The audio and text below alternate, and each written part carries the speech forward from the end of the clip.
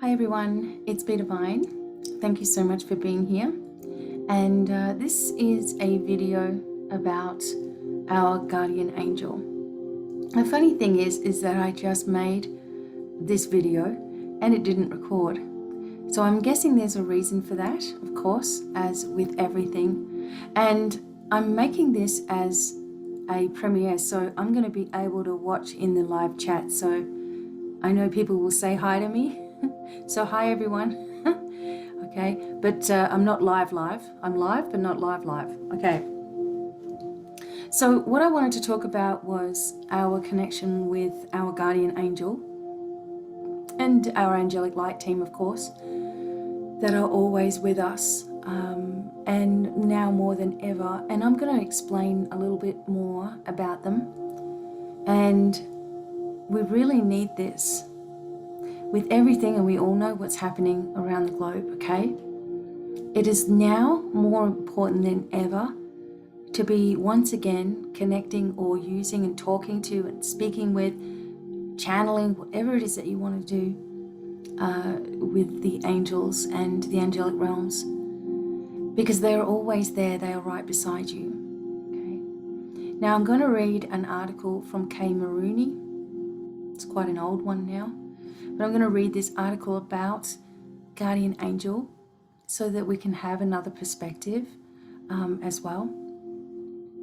And of course, you all know that I've written the book, The Angelic Guidance, and I've talked about angels since, I don't know, 2009, since you might have first found me, whenever you found me. And so it's extremely important to me to have that angelic connection, but also to help you to have it as well. Okay, so I'm going to start off by reading about guardian angel. I'm going to make sure my iPad's right here. And I'll explain as we're going along, just some commentary, okay? So guardian angel, we are all under the watchful gaze of guardian beings.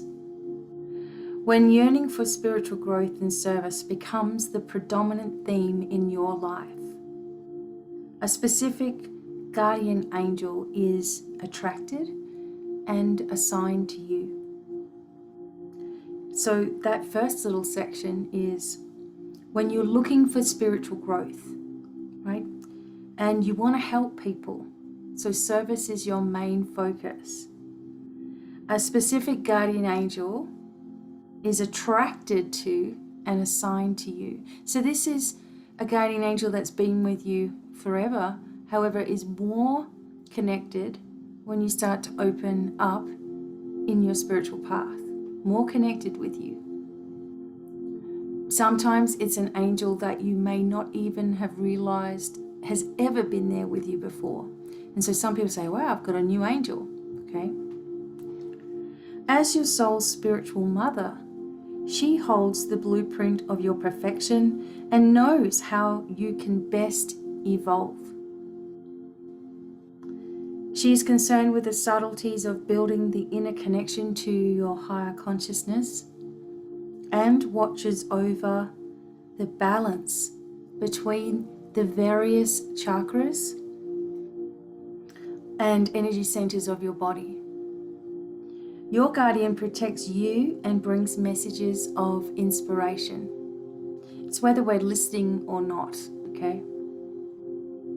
As you battle between your lower and higher aspects, she offers revelations and incentives towards voluntary change. This is something that you want to do. When you get sick of it all, something sparks a spiritual connection. For most people, it's a crappy existence, either depressed or stressed, or something's happened, you've lost somebody, you've lost a loved one, you feel like you're at rock bottom.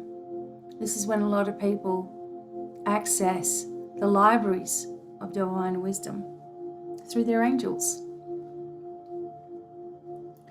She can't alter your personal will, and I'm saying she because that's how it's written, but it's he or she, but is permitted to influence you with new interests and friends who may help you through troublesome or unwise behaviors. She stays with you much longer than any other angel does and is dedicated to strengthening and encouraging you on your path.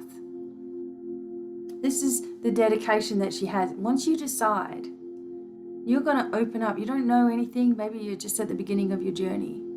But once you make that decision, she comes in full force and things have no choice but to really change. As the director of your spiritual evolution, your guardian angel is the initiator of many challenges. Difficult times are a sign that she is hard at work, helping you to change. When behaviors or beliefs interfere with your next stage of development and you are unable to consciously release them, she helps you through any unpleasant and unwanted circumstances, easing your distress. Simply believe in the surety of her loving response. Otherwise, any doubts will block your ability to receive help, right? So as the director of your spiritual evolution, your guardian initiates many challenges. Why would that happen? Because it's through these challenges that we become our greatest versions of ourselves. We really don't learn anything from life being easy. If you've had one issue after another your whole life, or one problem and one stress and one drama after another, okay, you'll have to ask yourself, what brought you to a change? What brought you? What do you think might have been guiding you along? The chances are that it was probably your guardian angel saying, enough, you can't keep going around in circles. The time has come to change without judgment. The time has come to go easier on yourself and allow a different path now. You've had enough of all this craziness. So something happens when we're going through rock bottom times or challenges or just out of nowhere, or we're losing someone, right? So, so to think of your guardian angel as friend and companion rather than a lofty, unimaginably powerful being. She walks by your side, lovingly guiding and assisting you as a friend, as a confidant, someone that you can connect with finally. It's not going to think you're insane, not going to think you're woo-woo, crazy, nutso. Someone that wants to help you fulfill your life blueprint, to understand yourself as a soul, to start to see yourself in a higher light and see yourself as unconditionally loving as well. You are lovable, that you're worth it, that this is going to spur you into action. It's not there to make you feel like you've done 1,000 things wrong. And that was my problem with church, is I always felt like I was the baddest person in the room because of the way, God was going to get me when I died. I was in trouble. I'm like, heck, I don't feel comfortable here. I'm going to be in big trouble when I die. All the times I've been swearing in my life, right? So she's a powerful friend, walking by your side. Someone you've always wished you had there was there the whole time, guiding and assisting you. She knows you so well that she's there even before you think about it. That's why you get pushed into doing stuff. Like you feel, oh, I need to turn on YouTube right now. And there's a video. BDevine, she's on camera. Angels do not speak through your vocal cords. Instead, or through vocal cords really, the sound that they make is actually a harmonic or a vibration, and we interpret it with our own voice because it's on an inner level. When you start to learn about the layers of the auric field, there's the first layer of the auric field is our physical layer. And everything on the physical layer is on the inside of us. On this layer of our auric field determines whether we are well or unwell, what we hear and what we don't, where we're going, etc., how our body is functioning. And your guardian angel will, almost like if you imagine a spider on a spider web just walking across, and things are just subtly vibrating, it creates this vibration inside of you that interprets into words, feelings, knowing. So it's a subtle vibration that gives you a gut reaction to something, or a knowing of what to do, or a light bulb moment, etc. And that's how they begin to communicate with you. The relationship with a guardian can become much more intimate than most human friendships, because nothing is concealed. Your guardian angel knows everything about you. Every twist and turn you've had, every bad day, every good day, everything. You can't hide anything from your angels. Doesn't mean that they're sitting there going either. That's what people do. People judge. Angels love. There's a big difference. Love is unconditional. Humans usually rely on language to communicate. But language often fails to describe the deep and complex emotions that we really wish to share. Can't always get it out in words. Your guardian attunes itself to those feelings vibrationally and responds with loving devotion, adjusting, sorting things out, shifting things, allowing a release to occur. You may cry without even knowing where it's coming from. Realizing she knows all can be an inspiration to weed out judgments and criticism. This opens space for spontaneous responses to life based on true feelings. True feelings. So speak with your guardian, commune with them, ask their name, make a name for them, give them a name. Then listen for the words of wisdom. Watch for the way she will announce her presence through a fragrance, a feeling, goosebumps, a sound or colorful symbol or numbers, something in the sky, some bird that comes randomly, a squirrel in your path. Just, you'll get the feeling.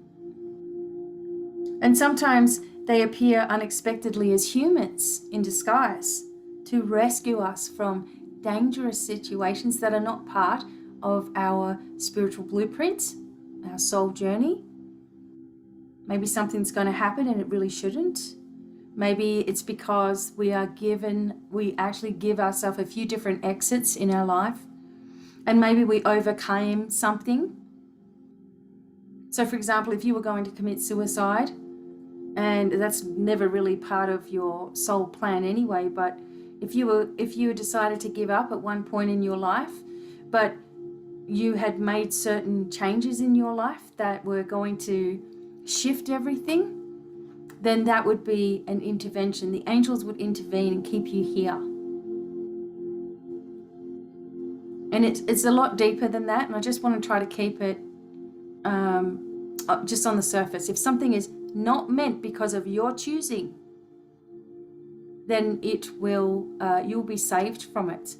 But if you've chosen, and everybody chooses a pathway to transition, and if you've chosen something to happen, then you will be guided lovingly through that transition when the time is right. And that doesn't mean God wants you, or God's taking you, or you're needed more in heaven. This is your choice. When you transition, it's you. It's not God taking you. And we have to be clear on that as well. Everything is up to us. We have a choice even after death what we're doing as well. Okay? And I know that from tons and thousands of hours of experience with clients all around the globe that don't even know each other and have experienced exactly the same thing. Now, more often, angels, the guidance from the angels is so subtle, we don't even notice.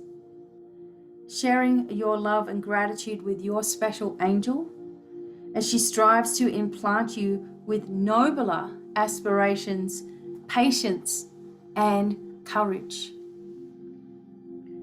So I like this way of thinking about the guardian angels, that they are our friends. And we can talk to them, and you should be talking to them like this, for example. Hello, angels. Thank you. This is me. This is Becky Devine. And they're all like, we know. Now, this is what we're going through right now. Now, blah, blah, blah. This is happening, and that, and this, and this, and this, and this. And then, and then that happened. And then I did this, and this is how I reacted to that. And then this happened, and then this happened. But I really miss this person and that person. And I'd really like this to happen. And I really, really focused on this, and this. So thank you. And now that you've heard everything, thank you for clearing that up, taking care of it all. I'm giving it all to you because I'm really a little bit tired of worrying about it. I'm getting a little bit, concerned, and I'm getting a little bit too worried. This is, for example, okay?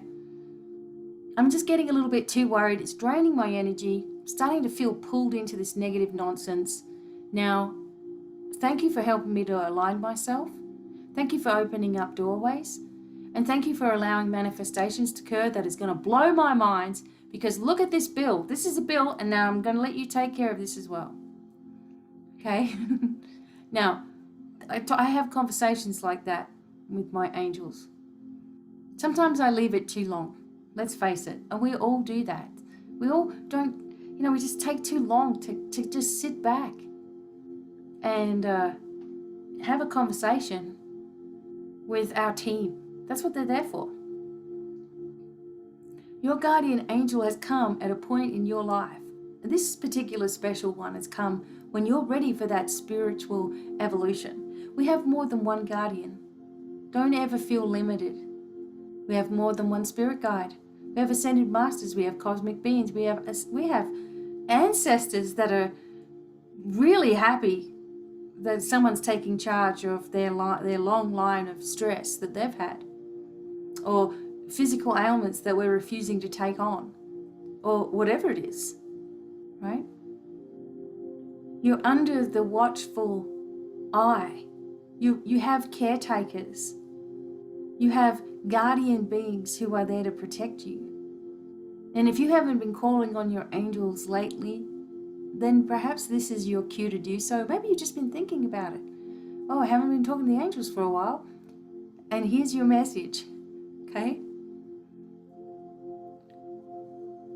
The traumas that we have in our life are triggered a lot by the things that are happening now and have been happening. The situations that we've been in, the losses that we've had, the grief that we've had, the depression that we've been in. When we're allowing our energy to flow down, depression is despair. Think about that for a minute. If you're in absolute despair, sadness, hurt, at a loss of what to do, some people just go catatonic. Some people just can't get out of bed. They don't have a light at the end of the tunnel, so they think. There's no way forward, so they think. Sadly, it can turn into the next thing, ending it so that they can come back and try again. Despair governs depression. Fear governs anxiety. Those energies are what we call a lower vibration, because that's exactly how they make you feel. One makes you, for example, anxiety, something I suffered with for a long time myself, got past it, control it now, it's way behind me, right? But when I was in it, it felt like I was never going to get out of it. It felt like at any second, I could start to become anxious about becoming anxious.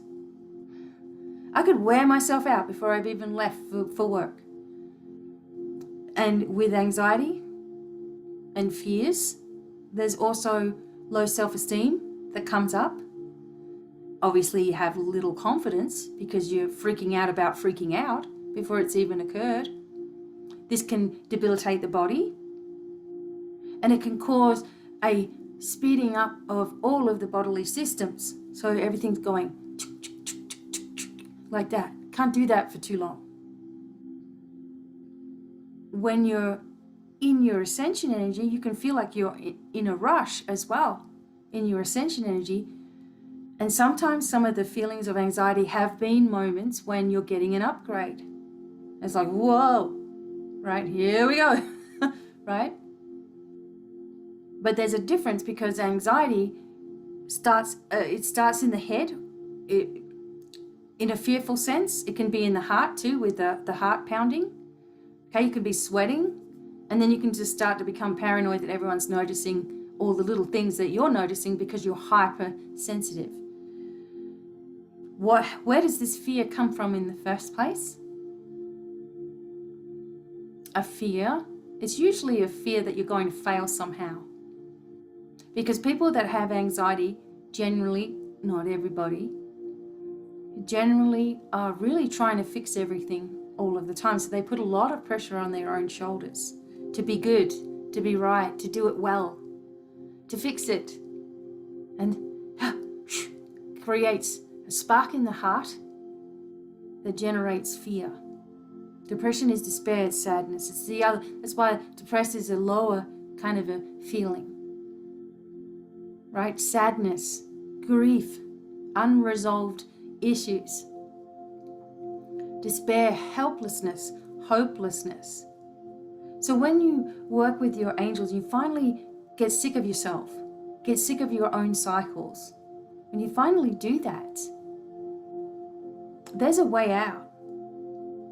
And you start seeing that doorway of light open, and it opens and it starts to open more, and things start to click into place. And then you can start to monitor. I'm worrying, I'm stressing, I'm doing this. I'm getting fearful, I'm going inward again. I've been talking to such and such, they drive me nuts. Why? When someone drives you crazy, they say it's because there's a part of you that's like them. I don't think that's the actual case. I think when someone upsets you, it's because there's a hurt or an issue or an anger or something that's in the other person that you feel or have felt in yourself. You don't want to see it anymore. When someone comes up and they're doing all their craziness, you're like, I don't want to be in that energy. I've got past that. I'm out of that. You're still trying to drag me down into this nonsense. And then you get angry at yourself for the reaction that you have to the person. Emotional flashbacks are part of PTSD. I can pretty much guarantee that all of you have had some kind of complexity of PTSD in one form or another. So when those triggery emotional things come up, you go into your reaction. Now your reaction is either, no, I'm not going to listen to that crap. I'm way past that. Thank you, love and light, which is a great reaction to have. Or it's, oh God, I'm going to have to deal with this, and this. I don't want to deal with it. It's frustrating with me. Now I've come this far. Now I'm going to have to deal with this person because I brought them into my life. And then stupid me for bringing them into my life when I should have said no in the first place. Right? Or the other one is running and hiding. Some people, when they can't get past something within themselves, the easiest option is to just go back to what was easier instead of continuing to push past the nonsense. And then you fall back and then you're like, okay, I'm just building up my strength. to move forward again. I can do this. Then someone will get in your ear. Oh, well, it's a little bit easier if you just come here and then we can look after you and then this is going to happen. And you don't have to worry about anything. You don't have to, just come back here. Right where all the trouble most likely began. And you're like, you know what? I might as well just do that. And then I give myself a breather. I'm not going to have to deal with this. And I'll try again. So there are some people that fall back. They want to get out of it. They just don't believe in themselves enough. They don't believe they're going to be supported. They don't believe they can do it. They don't believe that they're going to succeed. They believe they're going to fail. And that becomes stronger than anything else in their life until they talk themselves out of the very thing that was saving them. And this sadly happens to a lot of younger generation now because they've just been grown up. They've grown up in a different way. And it's caused a social anxiety that us who were born in the 70s, who were kicked outside and had to clean every Saturday and were kicked outside for most of the week, don't get as much because we had to go reach for information and help and support. These kids just use a thumb. So to be in the real world is extremely stressful for the most part. Doesn't mean it can't be done though, right? When you're working with your angels and you're a parent and you've got worrisome kids, you must allow the angels to help you with that. Your worry is causing a blockage that you don't really want them to have more of a blockage in their life. You're not meaning for that to happen. It's not like it's a bad energy, psychic attack that you're giving your children. It's just creating a wall where help isn't able to get through as easily.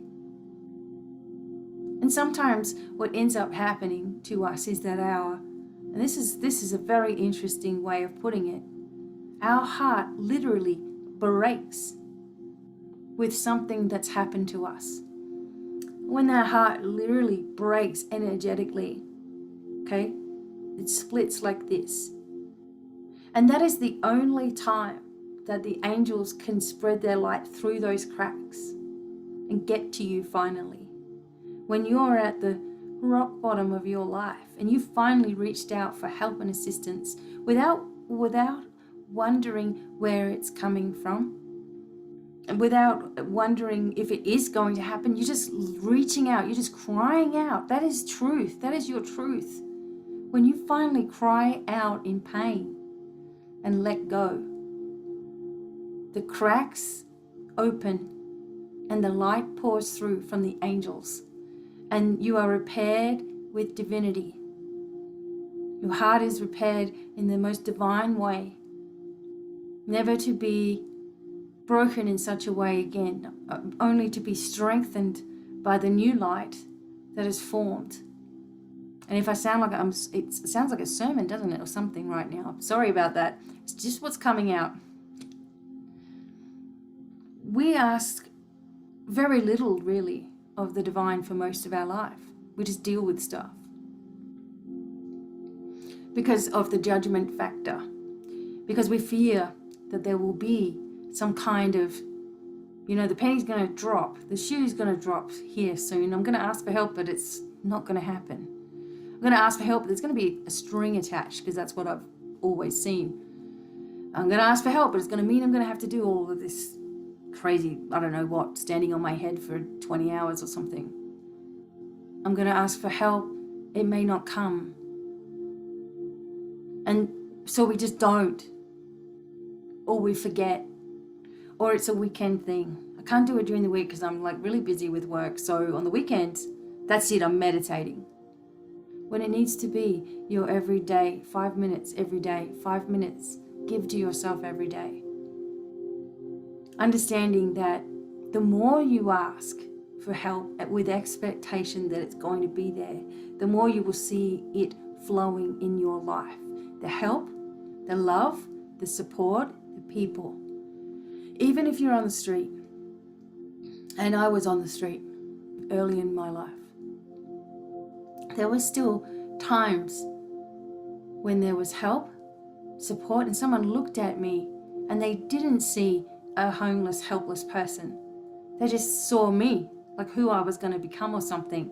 and they're like, something different about this person, you know? And this happened, when I was young. And this lady, and it was at a Daughters of Charity, church in Adelaide. I just remember her looking right into my soul. And she's like, you know what? I'm going to write a letter for you. I'm going to get you a house. I'm going to get you a place to live. And I was just like, wow, thinking I had to save and I had to try to do all these things. She's like, I'm going to write this letter. It's an emergency thing. I know it. I know you need this. I know who you are. And I was just blown away. Someone was helping me. And this lady, she was really nice, Didn't see her again after all of that happened. So it was almost like they say, an angel in disguise, right? And I was able to move into, it was a unit, but still, right? It was my own. My name was on it. First time ever. And life began. Again. Your angels will work with you as much or as little as you want. Remembering they're always there. Now, if you don't believe that your angels are always there, I want you to try this exercise. Maybe you don't need to try it right now. Maybe you will. I don't know. So we know our angels are with us right now as we're listening. So I want you to say, okay, angels, guides, everyone, I want you to go outside right now. Now, if you've asked, just be still for a moment. Okay? Now, angels, guides, everybody, I want you to come back to me right now, real quick. And I take a deep breath, breathing it out. Okay, just quick like that. Okay?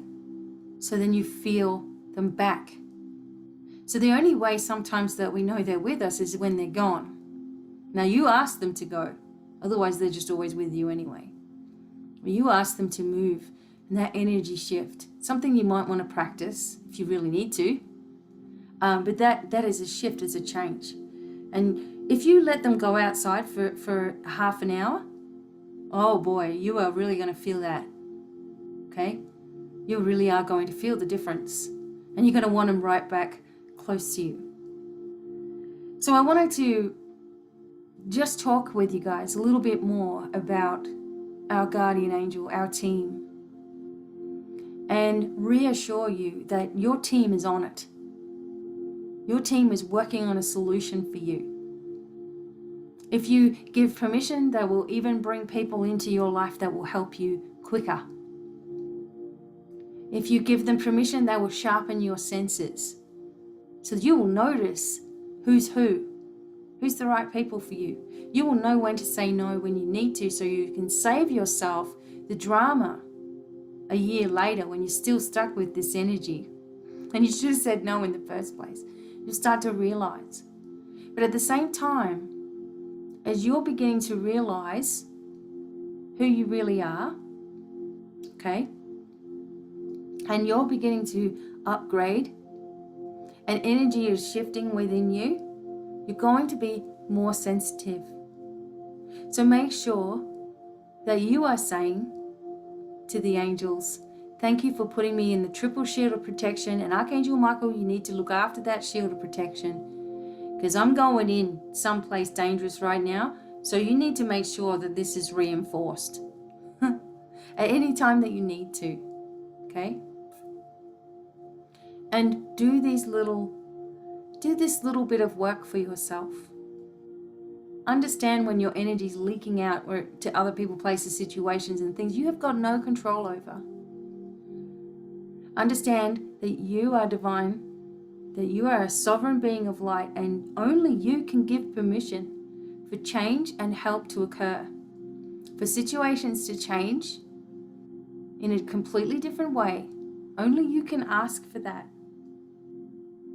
So start asking with expectation that it's there, not directing it at anyone else's free will. So you can't say, okay, guardian angel, I want that person over there to be my husband or wife or whatever. That's not how it works. That is directly going against someone else's free will. But if you said to your angels, Thank you, angels, for bringing forth the match that brings happiness into my life. The person that makes me smile. The person that makes me feel confident in myself. The person that wants to live and grow together rather than growing apart. I want that perfect match. Thank you for bringing it about. I'm sure they're waiting on me as well. That kind of thing. It's so much easier for you. And it's not impinging on anyone else's free will. It's just saying, thanks.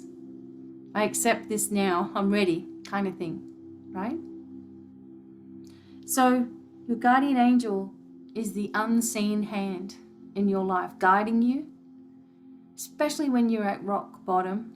You're looking for something. You're looking for a way out. This is it.